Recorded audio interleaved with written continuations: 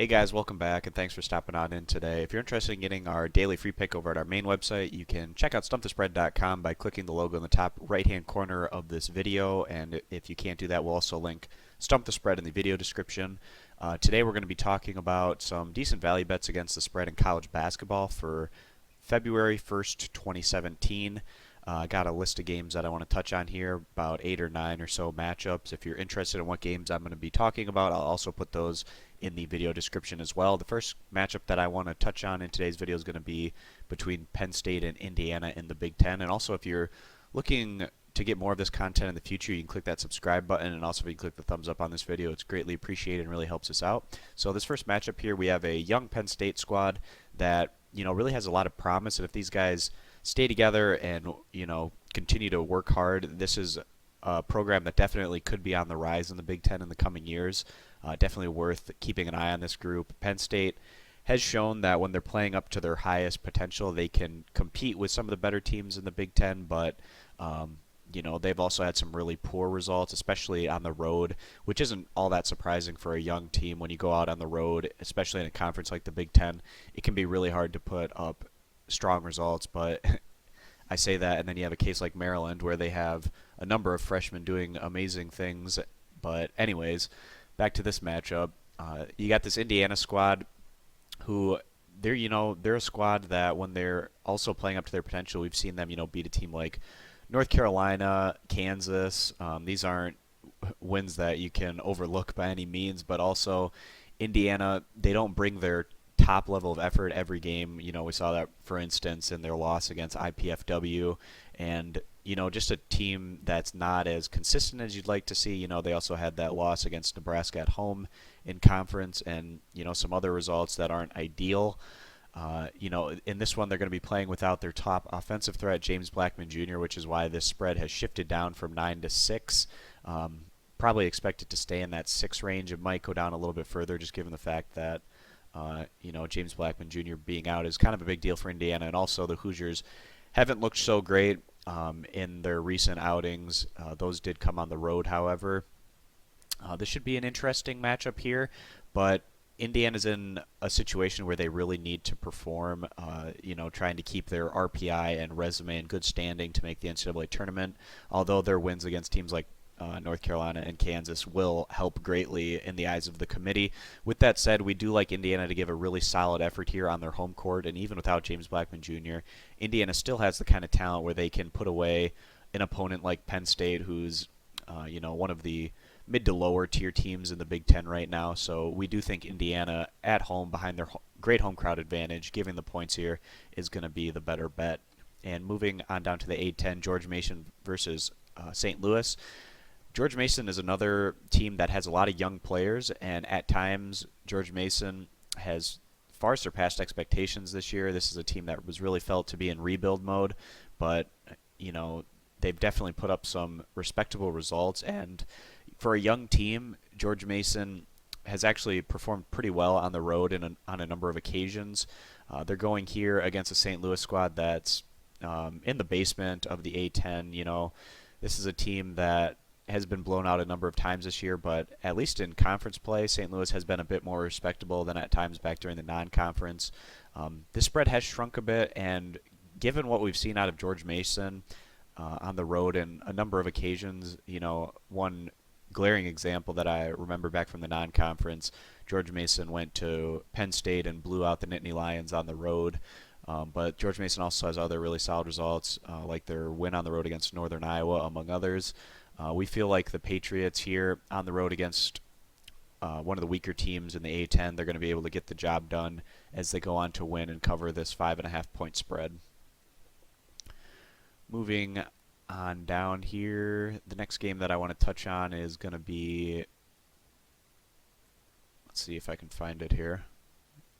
Here we go, Central Florida versus Houston. This is a matchup over in the American Athletic Conference. We love the defensive effort that we get out of Central Florida on a game-to-game basis, and this group has really been a lot more competitive than most were expecting coming into the year. When BJ Taylor has been on the court, Central Florida has been a lot more of a threat, and he is on the court right now. Central Florida has been stumbling a bit as of late as they're schedule has gotten a little bit tougher, but this is definitely a team that can stay competitive, and they've shown that as they lean on what is really one of the best defenses, in college basketball this year. Central Florida going on the road here against a Houston team that was hoping to make a run to the NCAA tournament this season, but at least right now it looks like Houston's on the wrong side of, talks to make it to the NCAA tournament, and they really would have to go on quite a significant run and pick up some solid resume building wins going forward to even get back into that conversation to make it as an at-large team. We do feel behind their home court advantage, Houston should be able to come through here, but Central Florida should make this a lower scoring game with their defense and their propensity to like to slow things down and play in the half court. And Houston's another squad that really has played more off of their defense this year. As a result, points coming at a bit more of a premium in this one. And with this spread shifting up to that 7.5 to 8 point range, we do feel like Central Florida getting the points in this one is going to be the better value play.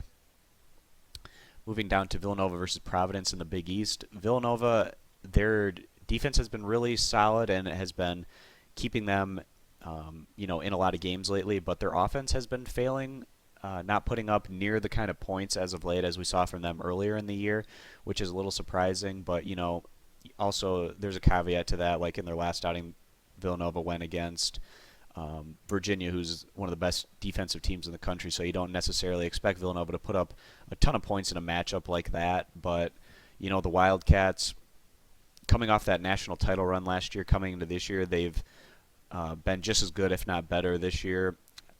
They've had a couple of instances on the road in conference where they've come up just short, but, this Villanova team gets everybody's best effort on every game, and that can be really wearing on a squad throughout the course of the regular season.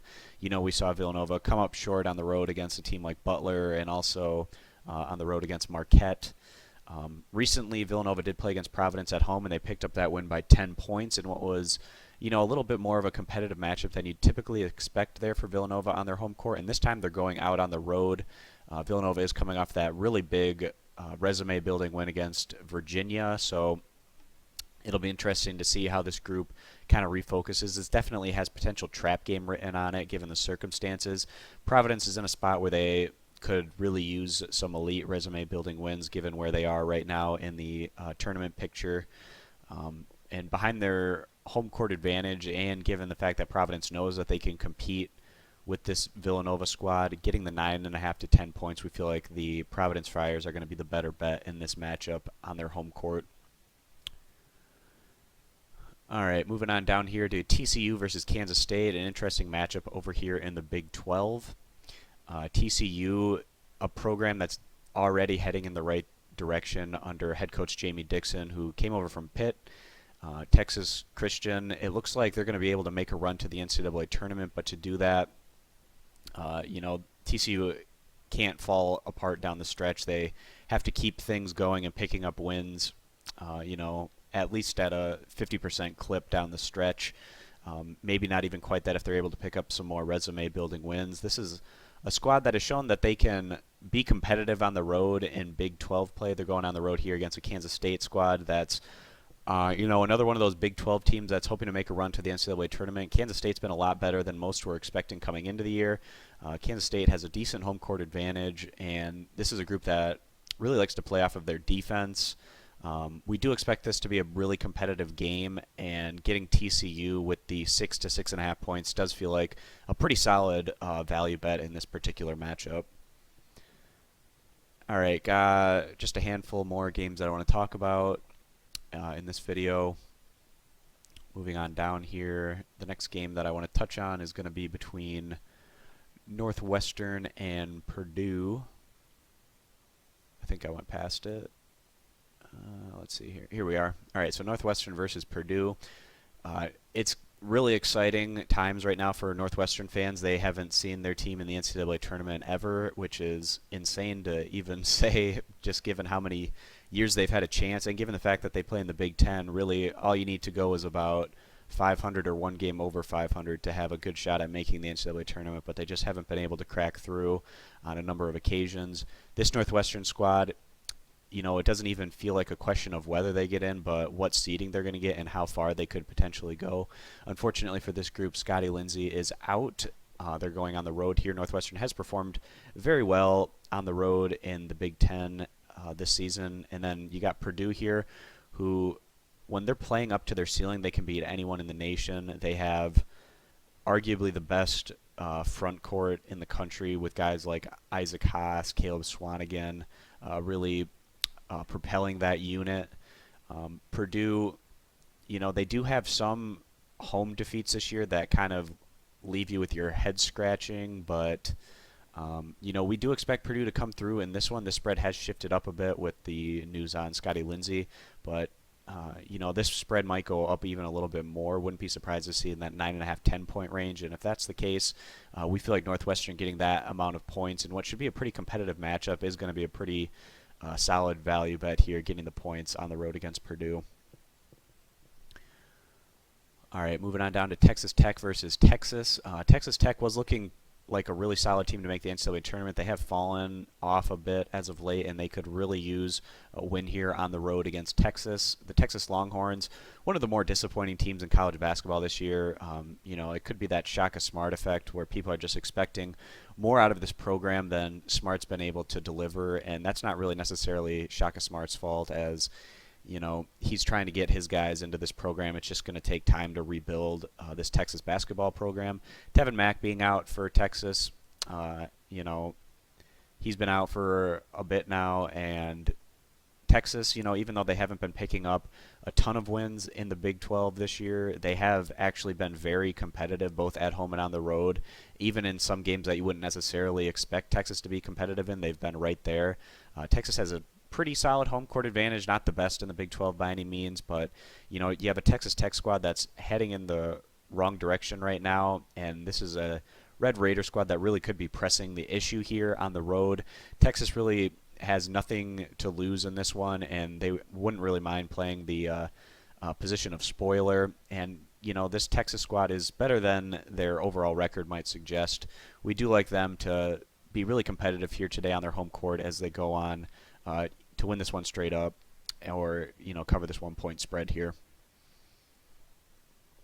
All right, moving on to Seton Hall versus Xavier. This is a veteran Seton Hall squad that has had a number of tough defeats that really hurts this team's chances of making the NCAA tournament.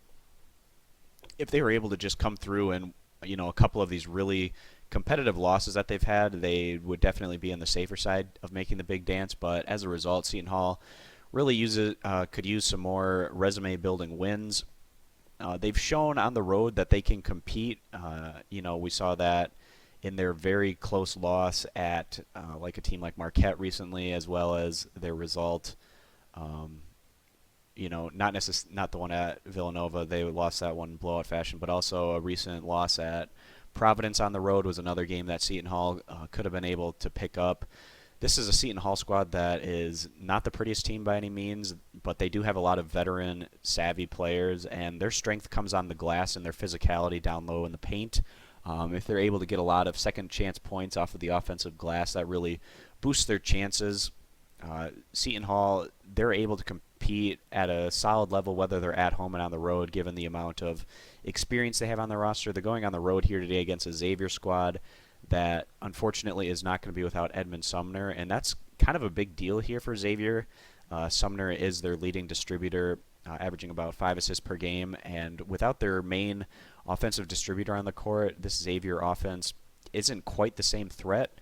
And given the fact that we haven't really seen the spread move all that much, even with Sumner being out, leads us to believe that Seton Hall is going to be a pretty solid value bet here, getting the 6 points in a game that Seton Hall is definitely going to be bringing their full level of effort, as they know that they need to start racking up some more wins. And if you remember down the stretch last year, that's when Seton Hall was really playing some of their best ball in the month of February. And we do think that the Seton Hall squad has the ability to make a run, perhaps going towards the month of March, as they try to improve their RPI. So we at least expect them to be competitive here, and getting the 6 points is going to be a pretty solid value bet in this matchup.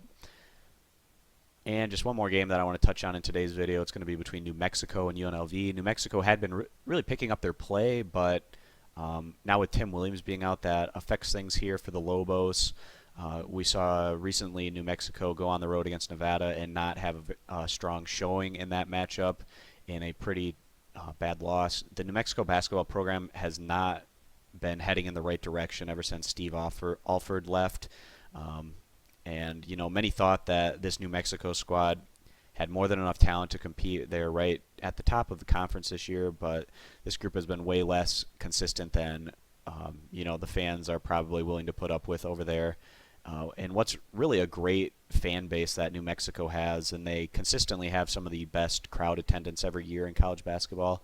It's really kind of been surprising, the Mountain West Conference as a whole. This is a great basketball conference with a number of programs that have a ton of support, but this conference as a whole has really not been putting up the kind of results that we've been used to seeing out of them. This was a conference that was getting, 3 to 5 bids on the regular, and now they've become a one-bid league, which is kind of disappointing, a little surprising, but part of that also has to do with the Pac-12 kind of shifting over and taking charge and getting some more bids than they were during those really strong years for the Mountain West Conference. But New Mexico going on the road here against a UNLV team that is another one of those Mountain West Conference proud programs that has been able to make the NCAA tournament, in the past decade or so, been getting in there from time to time. But more recently, UNLV hasn't been as strong, and that's been the case again this year.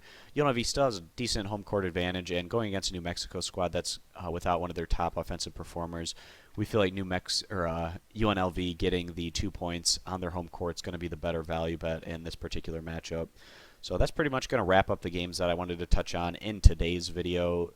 Again, this has been for February 1, 2017, and if you're interested in getting our daily free play at our main website, you can head over there by clicking the logo in the top right-hand corner here if you're on desktop, and we'll also link Stump the Spread in the video description. And if you're looking to get more of this content in the future, you can click that subscribe button, and also if you can click the thumbs up, it's greatly appreciated. Thanks, guys, for stopping in today, and we'll see you in the next college basketball pick video. Bye.